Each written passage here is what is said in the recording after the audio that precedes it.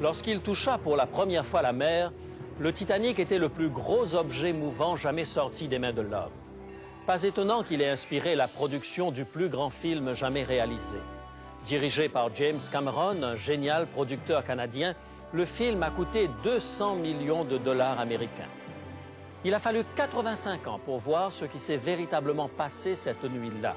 Il était temps que nous ayons une idée exacte du chaos qui a régné sur ce pont, dit Joseph McInnes, le premier Canadien à avoir plongé vers l'épave après avoir vu le film. Le puissant Titanic sombra au fond de l'océan à une profondeur de 4000 mètres dans la nuit du 14 avril 1912. Le souvenir de cette nuit a été conservé dans de nombreux ouvrages et dans pas mal de films. Bien des théories et des mythes ont été échafaudés à son sujet jusqu'à ce qu'on retrouve l'épave du Titanic.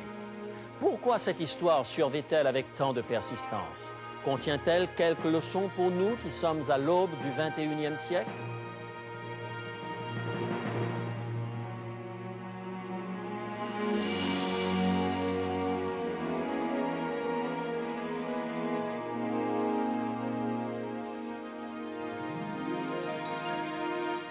Il est écrit, je suis José Élysée et je vous propose la solution à vos besoins les plus profonds, le Christ vivant. Notre sujet d'aujourd'hui, le Titanic. Il ne s'agit pas du meilleur film de l'année, mais du meilleur film de la décennie. Combien de fois pouvez-vous répéter cet exploit? Ce sont les paroles de Bill Mechanic, le directeur de la Fox Entertainment, cité par la revue Times du 8 décembre 1997. Le Canadien James Cameron est un as de la production cinématographique, qui non seulement dirige, mais aussi écrit, produit et édite ses films. Il lui arrive parfois même d'être derrière la caméra, vérifiant une cascade ou corrigeant un détail du décor d'un coup de pinceau.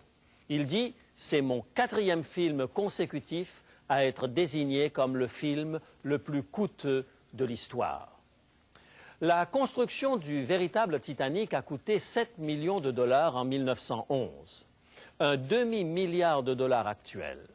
Pour produire ce film, M. Cameron construisit une réplique du Titanic de 230 mètres de long, y compris ses ponts étincelants et sa salle des machines. La construction respecta les plans originaux. Nous avons dû bâtir un gratte-ciel de 75 étages et le déplacer, raconte-t-il à Brian Johnson de la revue Maclean. Il était installé dans une piscine extérieure de près de 3 hectares, pouvant contenir plus de 70 millions de litres. Pourquoi l'histoire du Titanic a-t-elle exercé un attrait aussi fort pendant les 75 dernières années? Citons Joe Chidley du numéro de Maclean du 8 décembre 1997. Pourquoi cet engouement? Il y a eu des tragédies humaines pires que celle-ci et ayant provoqué bien plus de morts. Et pourtant, peu d'entre elles ont traversé des décennies ou ont inspiré autant d'interprétations. C'est le combat classique de l'homme contre la nature, un rappel de la toute-puissance de la nature. C'est une épopée à l'échelle des tragédies grecques, parfaites dans leur démesure, l'orgueil fatal d'une époque dont la foi dans la technologie et le progrès frisaient la ferveur religieuse. Et c'est probablement l'épopée qui clôture une fin de siècle, une ère faite d'excès et de luxe dont cet opulent paquebot et ses riches passagers, tels que Jacob Astor, Benjamin Guggenheim et Isidore Strauss, passés à l'histoire, étaient les dignes représentants. Le naufrage du Titanic fut un événement totalement inattendu. Comment cela aurait-il pu se produire? Les passagers bénéficiaient du luxe d'un véritable palace flottant, avec son anneau pour le patinage à roulettes, sa piscine, son cinéma et sa galerie marchande. Le bateau transportait 35 000 tonnes de viande fraîche, 40 tonnes de pommes de terre, 7 500 litres de lait frais, 800 kilos de crème glacée et 8 000 cigares. Pour pouvoir manger toute cette nourriture, les passagers disposaient de 57 600 pièces de vaisselle de table, 29 000 pièces de verrerie et 44 000 pièces de coutellerie. La nuit du désastre, l'océan était totalement calme. Les étoiles scintillaient dans le ciel, les passagers se sentaient en parfaite sécurité alors qu'ils traversaient un champ de mines parsemé d'icebergs dangereux. Pourquoi se serait-il fait du souci? Le Titanic était insubmersible. Quelqu'un n'avait-il pas fait ce commentaire? Dieu lui-même ne pourrait couler le Titanic. Thomas Andrews, l'homme chargé de la supervision de la construction du bateau, avait dit que ce navire était pratiquement insubmersible. La presse oublia le mot « pratiquement » et dans l'esprit des lecteurs, le bateau devint insubmersible. De nombreux journaux maritimes de l'époque confirmaient l'information.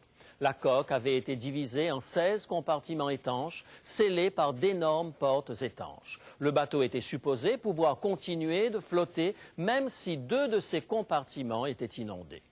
Une équipe canadienne découvrit en 1995 que le Titanic avait été construit avec des métaux qui ne présentaient pas toutes les garanties de sécurité.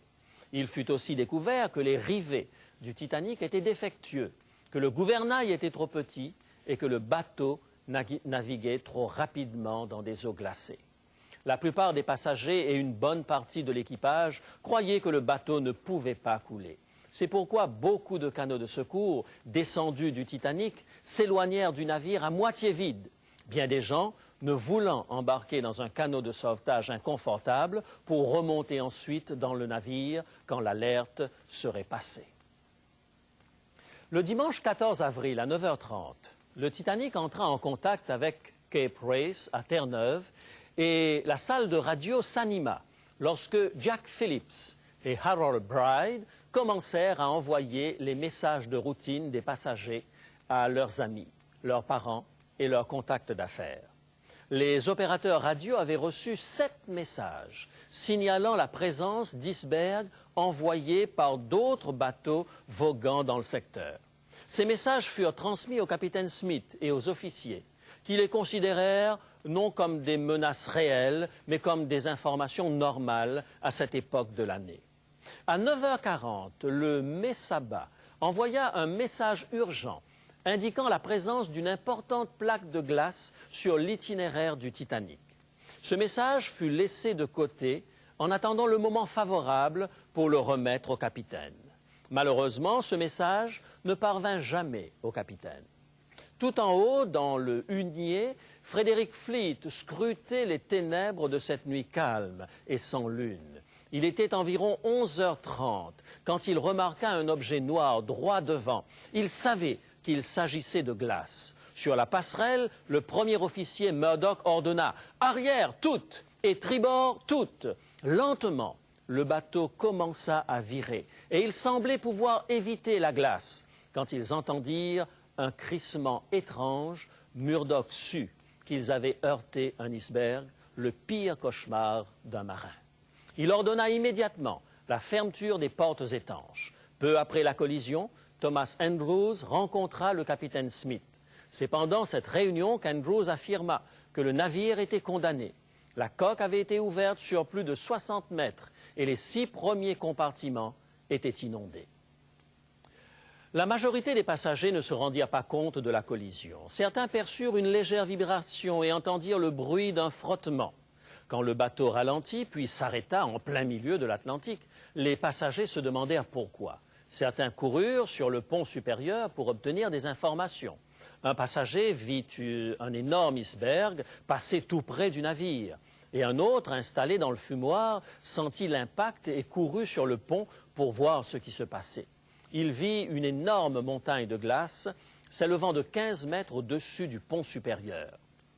Sachant que le navire était perdu, le capitaine Smith ordonna l'évacuation du Titanic. Le plus gros problème était que le Titanic ne possédait que la moitié des canots de sauvetage nécessaires à l'évacuation des 2200 personnes à bord.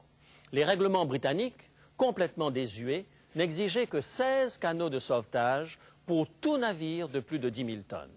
Pendant ce temps, dans la salle des radios, les opérateurs lançaient des appels de détresse indiquant la position du Titanic. Bien des passagers pensaient qu'il s'agissait d'un simple exercice. Et même quand on ordonna aux femmes et aux enfants de monter dans les canots disponibles, tous pensaient encore qu'il s'agissait d'une mesure de précaution. Ils allaient certainement bientôt revenir sur le bateau. Le Titanic n'était-il pas insubmersible? Le Titanic envoya 8 fusées de détresse. Beaucoup savaient que c'était un signal universel de détresse. Jusque-là, il n'y avait pas de panique. Les lumières du Titanic éclairaient les ponts, l'orchestre continuait de jouer. Il allait en être ainsi pratiquement jusqu'au moment où le bateau sombrerait. Quelques instants après que le dernier bateau de sauvetage ait été descendu dans l'océan, le Titanic prit une énorme gîte. L'eau atteignait les hublots des premières classes. À l'extérieur, on entendait les cris et les pleurs des gens encore sur le pont alors que le Titanic coulait. Quand, à 2h05, le dernier bateau de sauvetage s'éloigna, il y avait encore 1500 personnes sur le pont du navire en perdition. À 2h17, le dernier appel de détresse fut lancé. Le capitaine Smith dit à son équipage « Maintenant, c'est chacun pour soi ». L'étrave du Titanic s'enfonça. De nombreux passagers plongèrent par-dessus bord. Les 3 passages vers l'avant s'effondra, écrasant de nombreuses personnes. Les passagers dans les barques de sauvetage regardaient horrifiés l'énorme navire se redresser à la verticale, position qu'il conserva pendant 4 minutes. Les lumières du bateau clignotèrent une fois, puis s'éteignirent définitivement. Plusieurs survivants virent le navire se briser en deux. C'est alors que le plus moderne et le plus luxueux des navires de son temps fut lentement englouti dans l'immensité de l'Atlantique. Le tout avait duré 3 heures. Les cris d'hommes et de femmes qui, gelés dans leurs gilets de sauvetage, dominaient la scène.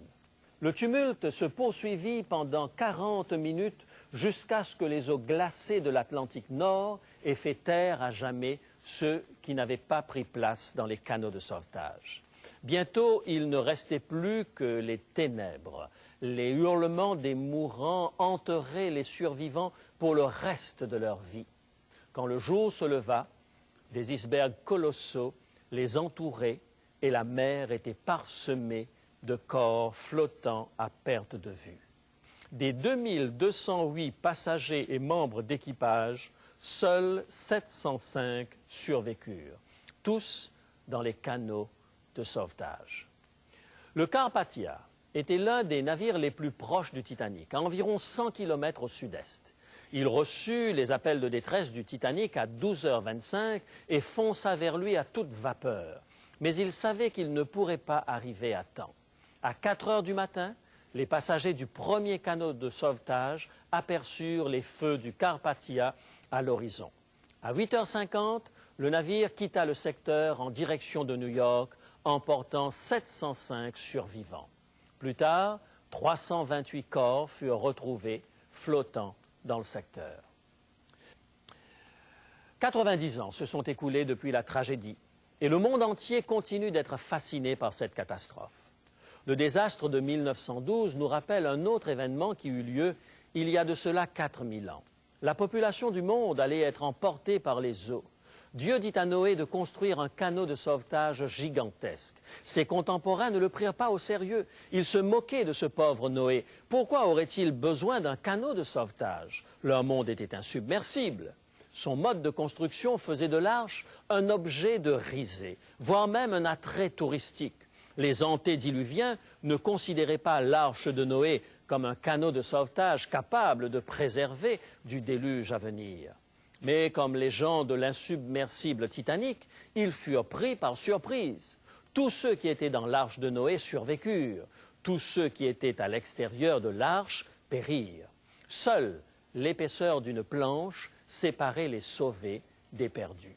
L'histoire du déluge comporte-t-elle un avertissement à nous qui faisons face à un nouveau siècle?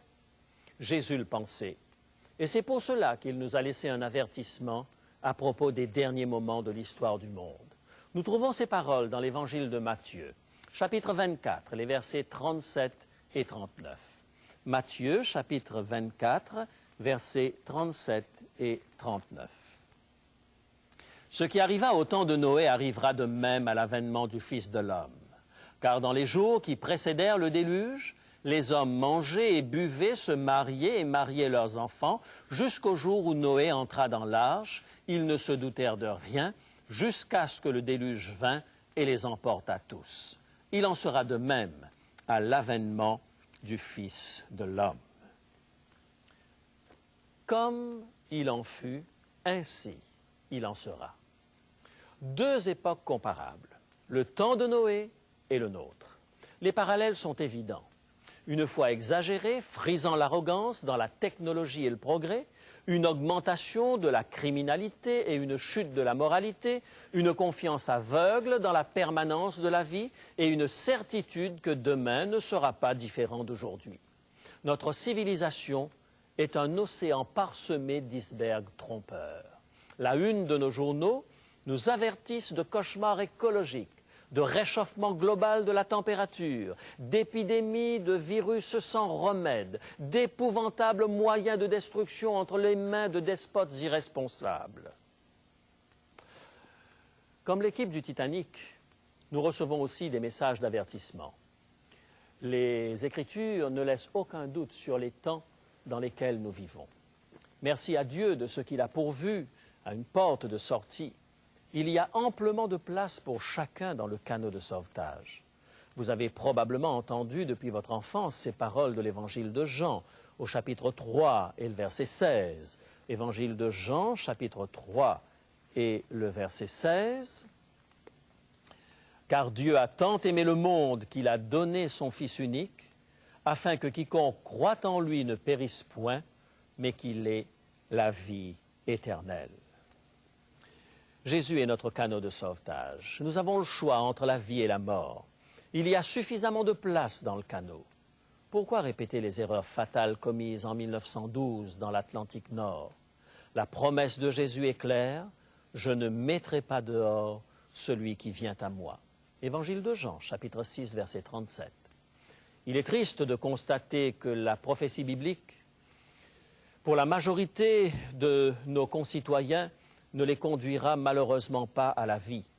En ce moment même, tandis que vous écoutez cette émission, vous faites, que vous le vouliez ou non, un choix, où vous entrez dans la sécurité de l'arche que représente le salut en Jésus-Christ, ou vous choisissez de vous jeter dans les eaux de la destruction. Ne prenez pas pour critère de choix la réaction de ceux qui vous entourent. Jésus nous avertit dans l'évangile de Matthieu, au chapitre 7, versets 13 et 14. Matthieu, chapitre 7, versets 13 et 14. Entrez par la porte étroite, car large est la porte, et spacieux le chemin qui conduisent à la perdition. Et il y en a beaucoup qui y entrent, mais étroite est la porte, et resserré le chemin qui conduisent à la vie, et il y en a peu qui les trouvent. Tout comme dans l'histoire du Titanic, la majorité sera perdue. Le moment de choisir, c'est aujourd'hui. Le canot de secours est disponible maintenant. Bientôt, très bientôt, il sera trop tard. J'ai entendu un jour quelqu'un dire sous forme de boutade, « Des ingénieurs ont conçu le Titanic et il a coulé, un bricoleur a conçu l'arche et il a sauvé l'humanité. » Il y a ceux qui pensent que la solution aux problèmes de notre monde se trouve entre les mains d'êtres humains limités. Mes amis, ne faites pas confiance aux ingénieurs du Titanic. Ne faites pas confiance aux assurances données par les bâtisseurs de notre futur. Les ingénieurs du Titanic avaient bien prévu des compartiments étanches. Ils ont simplement négligé de les prolonger jusqu'au plafond. Et le Titanic s'est comporté comme le bac à glace de votre réfrigérateur. L'eau est passée d'alvéole en alvéole. La sagesse humaine ne peut inventer des solutions à tous les problèmes de notre civilisation. Nous avons devant les yeux l'avertissement simple et clair de Dieu. Il se trouve dans la première épître aux Thessaloniciens, le chapitre 5, les versets 2 et 3. Voici ce qu'il nous dit. 1 Thessaloniciens, chapitre 5, versets 2 et 3. Car vous savez bien vous-même que le jour du Seigneur viendra comme un voleur dans la nuit.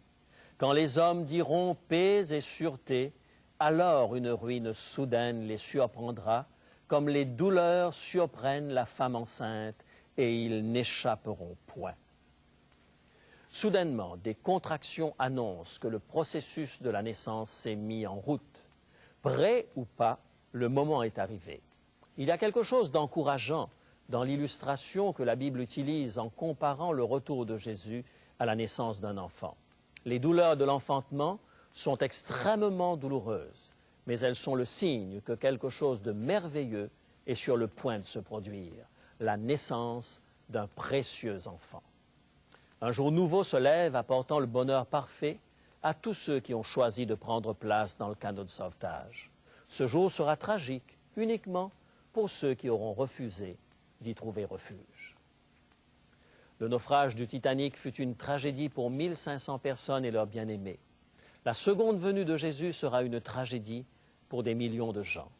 Grâce à Dieu, ce sera aussi le jour du salut pour tous ceux qui auront choisi de suivre Jésus. Pour le chemin du chrétien, ce jour sera glorieux. Jésus dit dans l'évangile de Luc, au chapitre 21 et le verset 28, ces paroles « Quand ces choses commenceront à arriver, levez la tête et regardez en haut, car votre rédemption approche. » Vous n'avez pas à craindre la crise à venir. Vous pouvez, en Jésus-Christ, regarder l'avenir avec confiance. Vous pouvez regarder en haut et lever vos têtes avec une assurance, une joie et une paix complète. Vous pouvez aujourd'hui entrer dans le canot de sauvetage et dire « Viens, Seigneur Jésus ». Sa venue marquera la fin d'une longue et sombre nuit et le début d'un merveilleux jour nouveau.